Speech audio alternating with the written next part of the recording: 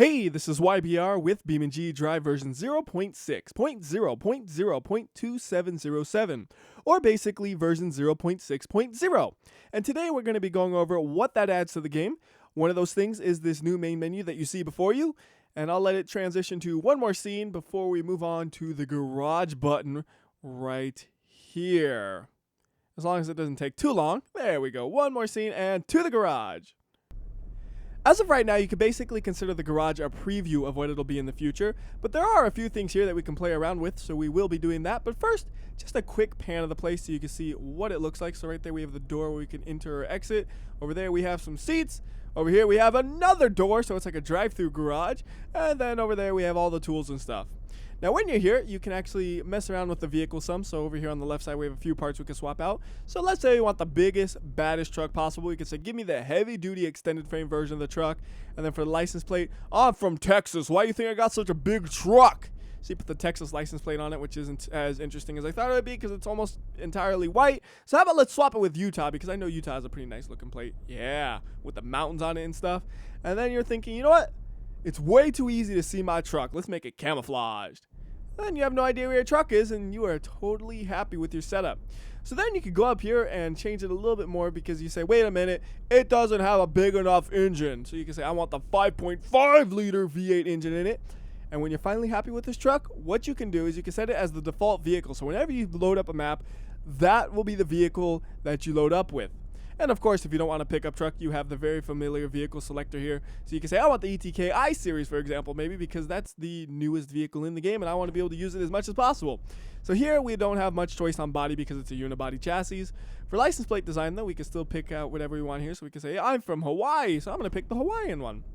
And we could get the Bollard livery because I'm a race car. Then you can say, I want that as my stock vehicle whenever I load up a level. And as of right now, that's basically all you can do here. You'll notice, though, that when you're picking things over here, there's a little money icon next to it. So I have to assume eventually when you're in the garage, you'll be able to buy parts here that you add to your car and all that. But as of right now, there's no money or anything implemented into the game yet. Just that little dollar icon right there, which is foreshadowing the fact that there will be some sort of implementation like that. And I notice the car is actually a little bit off center once I swapped it. I think if I keep swapping the car, it might keep shifting a little bit more to the left every time. So let's see, does it? Maybe not.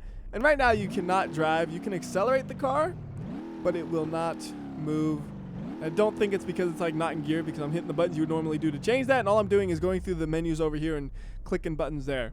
Anyways, we'll try moving it one more time. Actually, I have a fun idea. What would the T-Series look like in here, because it's so big? Oh, look at that. It does fit. It's a tight fit, but it does fit. And that's using the largest frame there is already on it. I think there's actually one more thing we can get that's even longer than this, though. That is the drive van trailer, which is a new addition, which we'll be talking about more in a minute. But first, how does that fit? Ah, it doesn't. It's sticking through that door in the front a little bit, and the camera feels really awkward because it's so zoomed in. But why would you ever want that to be your default vehicle? It's literally just a trailer. You can't drive that. What would be the point? There isn't one. But I'm just seeing what you can and can't do here. Basically, though, it looks like you can spawn up whatever you want, even if it isn't a normal vehicle. You can even spawn up the pigeon right there and have that as your stock vehicle if you wanted to. So that's enough of the garage, because that's about all we can do there. So we're going to head out of there, go to play, and we're going to just load up a regular map, like grid map, to show some of the stuff off that was changed in the actual gameplay itself. Right off the bat, you'll notice in the bottom left-hand corner of the screen, we have a vehicle damage indicator. Now, this was already present in the game prior to this, but now with this update, it's already on your screen by default instead of having to add it manually if you wanted it. And we're going to be doing the same thing we usually do, where all the vehicle-specific changes will come last. And right now, we're going to look at some of the changes to the props. And I do consider the small flatbed trailer a prop, even though it has wheels. Prior to this update, if you wanted to put a trailer on a vehicle, you would have to open up the parts menu, find the tow hitch, and then on the tow hitch, you would add the trailer.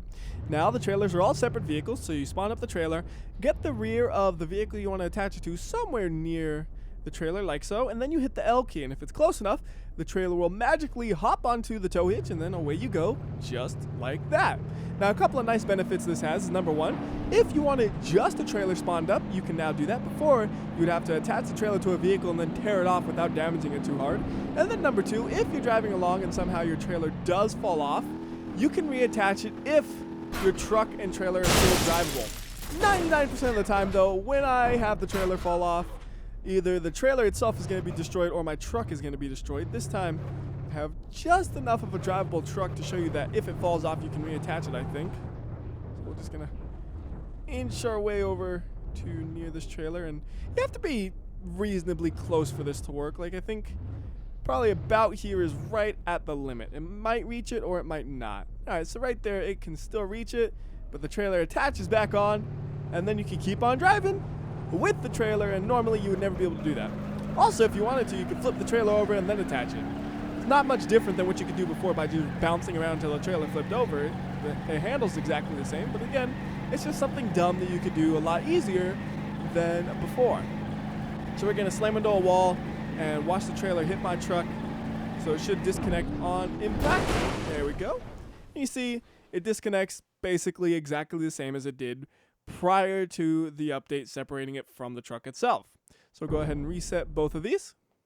And you might have noticed that when I was grabbing the small flatbed trailer, but the giant flail is also its own separate entity now, and it works the exact same way as the flatbed trailer. You can spawn it up, get your vehicle's tow hitch somewhere near the end of the chain, like so, and then you hit L, and hopefully that's close enough. There we go. It's a little bit harder to get that one close enough because the tow hitch is trying to connect to something that's sitting on the ground and it's wobbling all over the place sometimes, but there you go, just like that. It has been attached, and you can flail it around and swack it into things just like normal, and I said swack. Oh! Oh! I could never do that again in my life. That was the most beautiful thing ever. I like just caught it right into the... What? That was awesome. Oh my goodness, that was so... I lost my train of thought. I totally lost my train of thought right there. Okay, now I got it back, I think. I was just going to basically say, again, here you have the ability to have it separate from the vehicle, so if you wanted to just drop the flail onto things, it's a lot easier to do that. Or if you wanted to grab one and then fling it at things using the grabbing controls, you could do that as well. I've never tried to do this before. Let's see what happens. We'll bring up the strength to like the max and swing it about. Am I grabbing the truck or the... No, I'm grabbing the chain. It's just really long and it's not working out well because it's stuck inside of the truck. But if it wasn't stuck inside of the truck, you can see how that could actually work out to do some damage to the vehicle. I don't know if it's stuck to the truck or if the tow hitch is just being really strong. Maybe the tow hitch is just being really, really strong. It might be that the strength of the connection between the tow hitch and whatever you're attaching it to depends on what the attachment is. That can make sense. Anyways, we'll reset the truck, reset the giant flail. And then there's one more trailer available to us, and that is the dry van trailer. Now this one, you cannot attach to the D-Series. I tried. I really did try, but it's pretty clear you can't, because when you get them near each other and then you hit the attach button, you'll notice that the two mounting points are actually different colors, so I'm assuming they're just totally incompatible. I mean, it wouldn't make sense anyways. How would you attach that to that? You can't. You would need a T-Series that actually has the proper mounting setup to be able to attach that to that. So we could swap it out and then just show you what that would look like real quickly. So we're going full truck simulator mode on you right here. So you attach this the same way as any other trailer. You hit the L key, wait a second, and then it's magically attached, and away you go. Now this trailer is significantly larger than the ones that were available in the game prior to this update, because this is new in this update, and it's much more fitting for this vehicle because the trailers that are available before for the T-Series were kind of repurposed 8-Series trailers that were just strapped onto it. This one is actually like purpose built for the T-Series, and it looks much more natural, because when you have a big old big rig and then you have a little stubby cargo container, it just looks funky. This one, this is what I'm used to seeing. And one thing that's fun to do when you have something like this is to slam into a wall and then watch how the trailer hits the rear of the truck to beat up the truck from both the front and the back when it gets into a collision. So we're going to put 100 times slow wall here. Fast. Right there, here comes the trailer with the impact, even though we have a cab with a bed in the back. It is just crushing us. There is no surviving that. You can actually see into the trailer, which is kind of funny. So let's speed it up a little bit right here. 16 times, and 8 times, 4 times, full speed. But yeah, there's no living through that. But it's always so cool to watch that happen, because it's getting crushed from both the front and the rear, and it's just really appealing to me to watch it. So I'll reset the trailer and then reset the truck second. That way they don't overlap. And then we're going to go to the flail, and we're going to swap that out for the Bollard, which is new in this update. Is that how you say it? Probably not, but that's how WhyBeAre said it. And I noticed if you use the flail and then you swap to this, that'll get you the best position possible. Because if you're using a normal vehicle, even a vehicle that sits really low to the ground like a Bollard, it'll stick up from the ground just a little bit. And oops, that's not supposed to be inside of the pickup truck. But if you're using a Bollard and then you spawn up this, you'll see it sticks out of the ground just a little bit and looks a little awkward. Where if you use the flail and then you spawn it up, it looks like it's actually sitting pretty flush with the ground. I mean, there's a little bit of a gap, and it's a little bit of an angle, but it's good enough, I would say. So anyways, we're going to move this truck way back there, and then we're going to smash it into there. Now, the way you operate it's pretty simple. It tells you in the top right corner. You can use page up and page down, or you could use the left analog stick. So we're just going to raise this as high as it'll go, and then we're going to ram into it with the truck. And it looks like the truck will be going at least 60 miles per hour when it hits it, or maybe just about 60 miles per hour, depending on how much traction we can get through here. And this thing is super, super solid. Like, this thing, you can imagine it being tens of feet deep into the ground because it is that immovable. So we're going to ram it at high speed with a heavy vehicle, and you'll see it barely cares. So we'll do 16 times slow-mo. Here we go. Doesn't budge. Not one bit. Then you have a pretty wrecked up truck as well that's actually not even having a functional engine anymore. So reset that, and then just for fun, we'll bring it a little bit lower. Actually, let's bring it really low and then just hit a low car onto it and see what that'll do. So we'll just like that. So it's like just sneaking up on you. Then we'll go back to the truck, and we're going to swap out the truck for a Bollard 390 GTR Group 4 because I want the fastest one we can and the lowest one. Although the Norte might be a little bit lower, actually. I can't remember.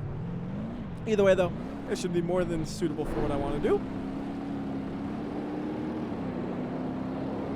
So you're just driving along and say, oh no, what is that sticking out the road? And before you know it, your car's going to get destroyed. Oh yeah, that's perfect. It was sticking up just enough to kind of catch under the car and not the front of the car. So I made it deform kind of funny.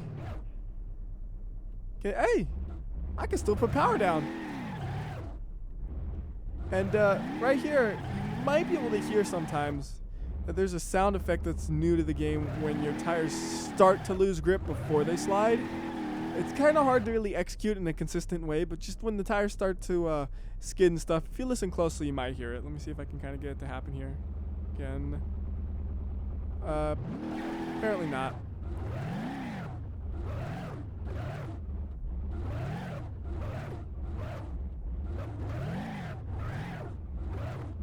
Okay, just for a second there, you might have been able to hear it. That's why I shut up. I said probably not, and then I heard it, and I'm like, wait, never mind. I'm being quiet so you could hear it. And I heard it there a few times, so hopefully you heard the noise that I was talking about. So how about we talk about some features that were added to this version of the game. So we're going to spawn up an Ibishu Miramar race version. Then we're going to replace the brakes on it because now every vehicle has brakes that you can swap out. And I'm going to replace these with the worst brakes you can possibly put on this thing for a very specific reason. So we're going to put on the basic rear and basic front brakes on this thing. And then I want to show you how the brake heat simulation stuff works. So to do that, we're going to grab an app real quickly. We want the brake thermal debug just for references. And what we're going to do is we're going to drive this car and then slam on the brakes. And you'll see the brakes will heat up and the car will stop in a pretty reasonable distance. So we'll go about 80 miles per hour and then hit the brakes. Brake. And you get to see the way the car slowed down. Now we're going to drive while holding the brake a little bit. Actually, let's get it up to speed a little bit, then do it. So we're basically going to ride the brake. Why?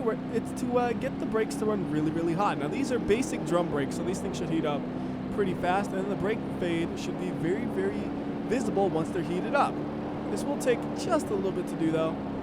You just got to give it some time. This is not the braking for the test. This is the braking to heat it up. I'm waiting for the final efficiency and thermal efficiency to go down significantly, and that's when you know you'll have very visible brake fade that you'll be able to use as a demonstration. Because right here, you could probably feel it, but when it's really visible, it just makes it a little bit easier to say, see, there's the brake fade. So we'll accelerate up again and then just slam on the brakes. And you notice the temperature is really, really hot. high. All right, once we hit 1,000 degrees on the core temp on either the RL or RR, we're gonna go ahead and do it. So here we go, 1,000, how about just 1,000 on the surface temp? Okay, there we go. So now this thing should suck at braking compared to what you saw earlier. And I know it was a bit ago, so it's kind of hard to remember, right? But just watch how bad this is. 80 miles per hour, slamming on the brakes. You notice the wheels don't even lock up. Like, we have so little braking capability, the wheels didn't even lock up. Where the other one, or earlier I should say, we were able to lock the wheels up because we had more than enough braking capabilities. But now that it's been so overheated, we're suffering from brake fade. And when that happens, it's one of the scariest things ever, because you hit the brakes and you just don't stop like you expect you would. You know, 100 miles per hour, you're going around the racetrack, you hit those brakes. Normally you'd be going like 50 miles per hour right there, and you're still going 70. That's how very, very painful crashes happen. Anyways, let's go ahead and have a very, very painful crash, but not because of brake fade, just because painful crashes are fun. Also, you notice in the bottom left-hand corner of the screen, when your brakes are really overheated, you have the colors right there, so you don't actually need to have the debug up. But I just like to have the numbers there just so I know for sure, okay, the brakes are going to be absolutely terrible at this point in time. Now would be a good time to demonstrate the fact that there has been a change to that. And we're back in the main menu because the game has crashed. So we're going to go back into free roam. We're going to swap out the map. So instead of going to grid map, we're going to go to Utah, USA, just to get some map variety in this video. Another new feature is the replay system, which is an app you can add to your screen. And this is very much a work in progress because it even has a warning on it that says, note, replay system is experimental, it lacks features, and may work incorrectly. But basically the way it works is you hit the red button to start recording, you do whatever you want, and then you can play it back and watch it later. Now I've had iffy results with this so far. Like, half the time it works, half the time it doesn't. It seems like the more crashing you do and the longer you drive, the more likely it is to glitch out. But the start of the replay will always work out no matter what. So if we do something like this for like 30 seconds, I'm almost certain it'll cause the glitch, because I want you to be able to see the glitch because it's kind of funny to watch. But I also want to hopefully be able to show you guys how the replay system works when it doesn't glitch out. So hopefully it doesn't glitch almost immediately here. Now that's just a bunch of crashes to get that truck beat up enough, and then we'll do one more crash to hopefully break the drive line and basically total it. So we're going to go right into those boulders. Engine damaged and drive shaft broken. Perfect. So we hit stop recording. And then when we watch it, we have full control of the camera, so we could actually remove the camera from the truck if you wanted to, move it around. We could use any of the normal camera positions you would normally have. And then you also have the ability to choose any time in the video to watch. And you'll notice right here, the truck is glitched out. That is the biggest issue I've noticed is, like I said, after you do a lot of crashing, things start to get iffy. And it's really funny when you actually watch it and see what happens when it first glitches out. But you also have the ability to put on slow-mo, of course. But interestingly, you actually can also go faster motion, so you can have it running up to 5 times speed if you wanted to. So we're going to go ahead and bring it back to regular speed and just watch it for a bit and see if it does the glitch. The disappearing, that's not the glitch. There's the glitch.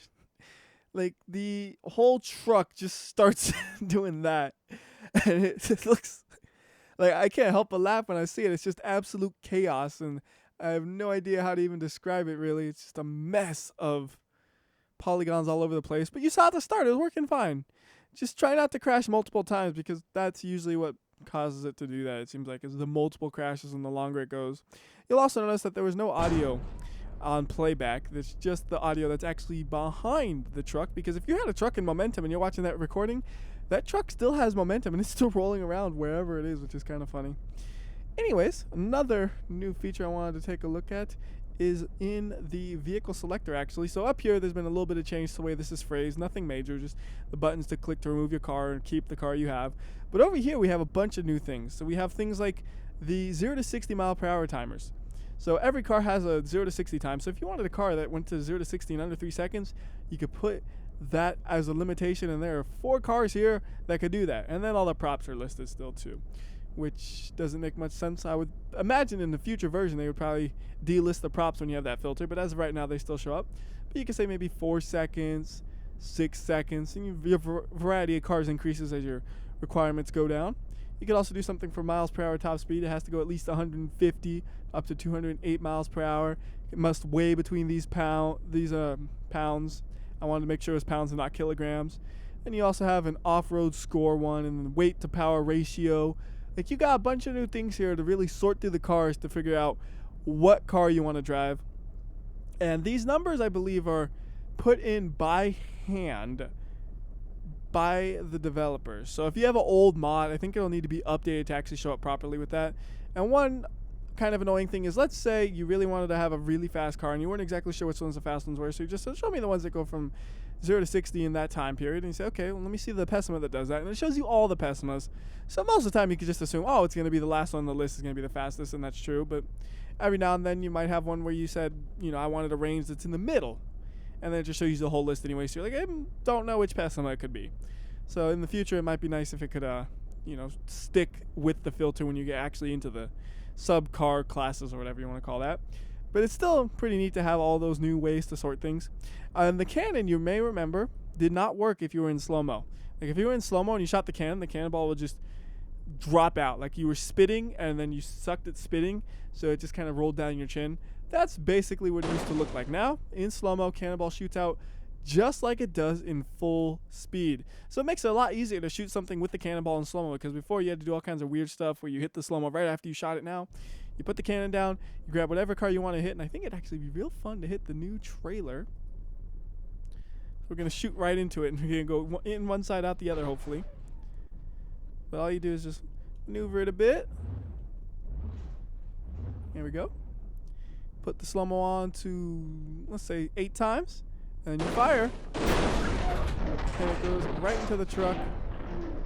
And actually, it didn't go through the truck. It actually hit the, I think it hit the bumper. So it stopped it real hard. But you see, much easier than what you used to have to do, which is all kind of weird nonsense. We'll try that one more time because I wanted to go through the truck. So I think we just need to raise it up just a tad. So there we go. I got a good angle to tell how high. I think I'm in slow-mo, that's why it's raising so slowly, maybe. No, it seems like it drives to the normal speed. Anyways, slow-mo on for sure now, 16 times slow-mo. We'll even move the camera to a cool position and fire. There we go, taking those doors down and bouncing around on the inside. That's how I wanted it to do. And almost flying through it, just not quite. And was there always a fireball when it shot? I can't recall if there was. That may or may not be new. So anyways, reset both of them. And we're going to go ahead and take a quick look at the ETK I-Series. I'll be doing a full video for it later on, but I want to just give you a glance at it right now. So we're going to start with the race version because I really like the skin on this, because this skin is very, very similar to the Mercedes-Benz 190E Evolution race car that they used to have many, many years ago. That was sponsored by Sonax. That's S-O-N-A-X, and you can look it up. Probably just put Mercedes-Benz Sonax, and you'll find the car, and you'll see just how similar these paint jobs are. And it makes it really obvious what car this was inspired by just because of the paint job.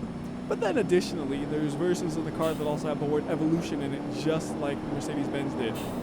So it's very, very obvious where the inspiration for this car came from. And it actually reminds me of a car I had in Forza, because I had the Mercedes-Benz 190E, and I remade the Sonax skin, but instead of saying Sonax, it said Snorlax. I just thought it'd be funny to have that. And I drove that car for a while because that car was a beast in Forza. It would like dominate its class. It was just a really, really good car. Can't remember what Forza that was for sure. Like, I'm pretty sure they rebalanced it and stuff. Might not be anymore. But anyways, this thing, pretty fast, handles very well, and a little bit less touchy than I would have expected for a race car. Like, compared to the Demon 200BX, which is crazy touchy, this is much, much easier to drive. Go around corners real fast and go ahead and crash into something real fast as well. We're just going to climb up the mountain and see what happens, basically. That was pretty good. Oh, that was beautiful, actually, the way it rolled over the guardrail, and I couldn't have done that much better if I tried 10 more times. That was perfect. Anyways, we're going to go ahead and we'll let it roll just a tiny bit more. Why not? Until it comes to a stop naturally-ish. There we go. Can I put power down? Nope. So we'll reset it, and then we'll grab a normal version of the car, because there's more to a car than just the race version. So we could grab like the 2400iX, and you'll notice there's 2 of those with the same name. That's because one of them's all-wheel drive and the other one's rear-wheel drive, but they share the same name, which is something that some car manufacturers probably would do and be annoying about. I would absolutely hate car manufacturers that do that, though. It's like, why can't you just call it something different when it's different? So this is a much more normal version of the car. Nothing special. It's just kind of a basic version of it. There's even more basic versions, of course, and then there's faster ones. So, like, to me, this is the very best example of what this car is in terms of being a regular car. Kind of just going on about it now. You get what I mean. I'm going to shut up before I sound really dumb. Anyways, we'll drive it around just for a couple of minutes. Try to bump it off a couple of walls and keep driving it. So we'll go like, just, tap it. Aha! The dirt slowed me down so much I didn't actually tap. I forgot that would happen. That was dumb. Alright, really tap it. There we go. It actually didn't do damage though. Like, I thought it was steep enough to do damage. And no, apparently this car just doesn't want to crash. It does not want to crash no matter what I do. It won't crash. There's a tap, but it also deflated the tire. Just overtook my rear bumper, which overtook me temporarily. Go ahead and pull up that and just destroy the car. And as I said, I'll be doing a full video for this at a later date. The one thing I find kind of odd is just the way the exhaust is. It's like it's so close to centered, but it's not. It's like if it's going to be that close to centered, I would have just centered it. It's just kind of funny the way it's set up. I mean, it's a design choice. It's the way the car was designed. It's 100% intentional. It just looks kind of funny to me. So as for vehicle-specific changes, we're going to go through these pretty fast. For the Barstow, there is now the availability of a roll cage, and the supercharger fits in it properly. Not much for the Burnside. 200BX rear suspension was improved, so vehicles like the Demon are a little bit easier to handle, but it's still the Demon, which is really, really sketchy once the boost kicks in, but just a little bit easier to not spin out with it, especially when you're using a controller. I assume the change for wheels would probably be a little bit more minor, because when I use this car with a wheel, I was able to control it decently enough, but with the controller, I'm usually all over the place with it, like you're seeing right here. But I have a broken tire and I'm all over the place, so that's pretty successful, I would say. Anyways, we are moving on to the ETK I-Series. So this one had some changes to the radiator tubing because it wasn't present when it should have been. Same with the K-Series. And then that now uses the Imperial gauges by default because it didn't prior to that. I-Series, we already kind of went over that a little bit. Grand Marshal has some interesting things for it. It has a new taxi variant that is colored exactly as you would expect it to be. It says Turbo Burger on the roof, and I'm going to get it over here because I think it's stuck in a rock. Kind of weird how it beeped right there. I don't know if you heard that beep. And that's a pretty high definition sign right there. You can read it real clearly. And now I'm getting hungry because of it, so I got to stop looking at that. And then for the Grand Marshal, as well as a few other cars, you have the ability to put in a 5.5 liter V8, where the one you had before was only a 4.5 liter V8. So it's a little bit faster engine option that wasn't present before. And then we also have the ability to have an adjustable race suspension on that car. And then there's a spotlight added to the police version of it because there wasn't one previously.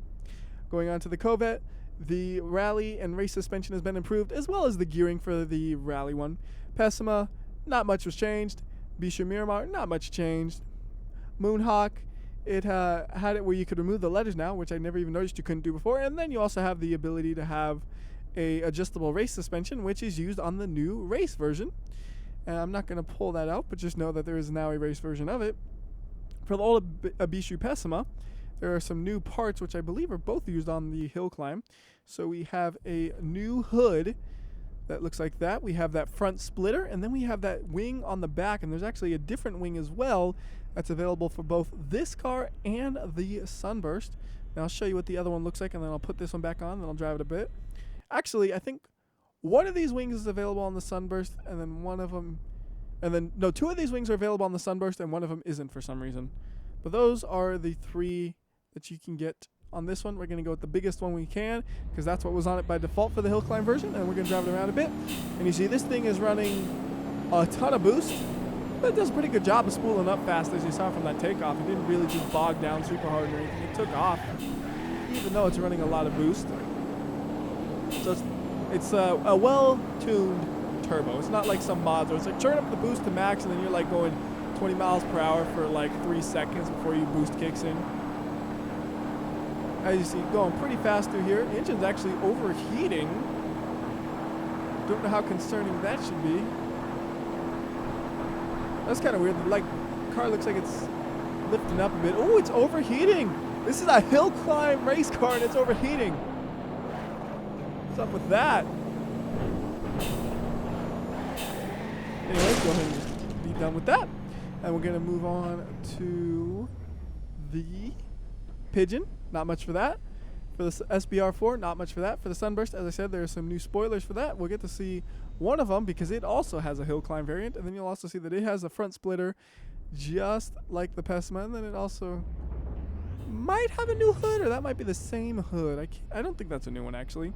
And if we were in the sunlight, you'd be able to tell that the carbon fiber has actually been changed to look a little bit different on everything that's carbon fiber. So let's see if we can get this in the sun and get a close-up on it so you can see that. There we go. It's just the way the carbon fiber looks a little bit different, a little bit more realistic, I would think. And then there were some general improvements to the suspension on the race and rally version of that. Bollard suspension was improved, so it's a little bit less likely to spin out. The D-Series has the same engine upgrade that you saw in the Grand Marshal, so it has the 5.5 liter V8.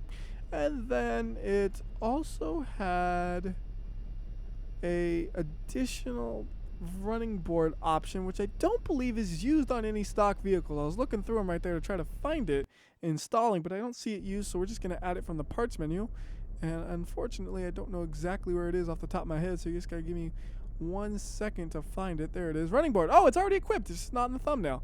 Well, there you go. There is the new running board attachment on the vehicle, and I can't zoom out because this is on. But there's also a new trim, so we'll get that as well. So there's the new trim piece. I think that was new. So if you want to max out your truck, there are the two new pieces. On to the Roamer. Same engine upgrade, and then it has a light on the Sheriff version, just like the Grand Marshal, where it didn't before. T-Series, it improved the ability for the cargo box to carry things in D-form and such, basically. H-Series, we got a totally new version of the H-Series called the H45 Ambulance, and then it, again, has a 5.5 liter V8 to it. So you have an ambulance you could drive around, or you could just drive it off a cliff. And I actually really got to show you the interior of this, because the interior is pretty detailed. I didn't expect it to be as detailed as it was. First, I want to try to deform the ambulance just a little bit. Most of the deformation came on the regular H-Series parts. Oh well. But on the inside, you see you have like a little actual ambulance in here. It actually looks kind of ambulance-y. Is that a word? Ambulance-y? You know what I mean, though. It's actually really modeled up to look like an ambulance. And then up here, it's same old H-Series you've seen before. And I might have called this a D-Series just a second ago. I meant H-Series. And that about covers all of the vehicle-specific changes and all the more major changes. As always, if you want a full list of changes, do check out the dev blog where it has a full changelog. And that'll do it. Until next time, this has been WhyBeAre. I'll see ya. Quick addition after the outro. There's one thing I forgot to mention, and that is a change to the AI control, which is pretty neat. So you've all seen the AI control menu before, but there's a new option that you probably haven't seen before, and that is the manual objective target. So that means if you wanted this big rig to crash into a specific vehicle, all you have to do is choose it right here and they'll do it. So I have a van over here just sitting here.